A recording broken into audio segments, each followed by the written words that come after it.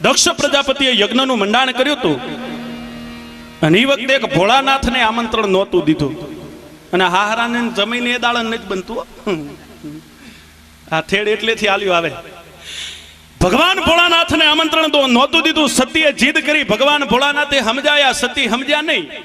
સતી આવી અને જોયું બધાય દેવોના આસન હતા ભોળાનાથનું આસન નહોતું એટલે સતીએ વિરોધ કર્યો કે મારા પતિનું આસન કેમ નથી અને એ વખતે દક્ષ પ્રજાપતિ બોલ્યા હતા કે અહીંયા તો સિદ્ધોના આસનો હોય યક્ષોના આસનો હોય ગંધર્વોના આસનો હોય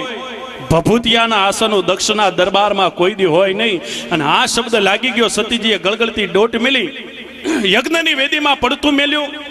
અને આ સમાચાર કૈલાસના ખોપરામાં ભગવાન ભોળાનાથને મળે ને એ ભગવાન ભોળિયોનાથ કૈલાસના ખોપરામાંથી ઊભો થાય અને એ વખતે એમ કહેવાય કે ભગવાન ભોળાનાથનું ત્રીજું નેત્ર ખુલી ગયું ને એ વખતે ભગવાન ભોળિયોનાથ તાંડવ કરવા માંડ્યો તો કે શૈલ સુરુંગ સંવિશાલ જટાજૂટ ચંદ્રભાલ ગંગકી તરંગમાલ વિમલની રગાજે લોચન ત્રૈલાલ લાલ ચંદન સે ખોરીબાલ કુમકુમ સિંદૂર ગુલાલ પ્રકૃતિ વરસાજે એ ભગવાન ભોળાનાથ તાંડવ કરવા માંડ્યા સતીના દેહને ઉપાડ્યો અને એ વખતે ભગવાન વિષ્ણુને એમ થયું કે કદાચ જો આજ ભોળિયાનાથને રોકવામાં નહીં આવે તો આ ધરતીનો જે ગોળો છે ની ઘડીના છઠ્ઠા ભાગમાં એના ભૂકા નીકળી જશે સુદર્શન ધારણ કર્યું વિષ્ણુએ સુદર્શનનો ઘા કર્યો એ ઘા કર્યો એના 52 ટુકડા થયા એ 52 આપણી શક્તિપીઠ અને એ 52 માંથી એક માં ભગવતી સતીનો અધર કહેતા હોઠ આપણા અર્બુદની ગિરિમાળા ઉપર પડ્યો અને એ અર્બુદની ગિરિમાળા ઉપર જે અધર પડ્યો એ ઉપરથી અધર દેવી મારીને તમારી કુળદેવી અર્બુદા એટલેથી પ્રગટ થઈ મિત્રો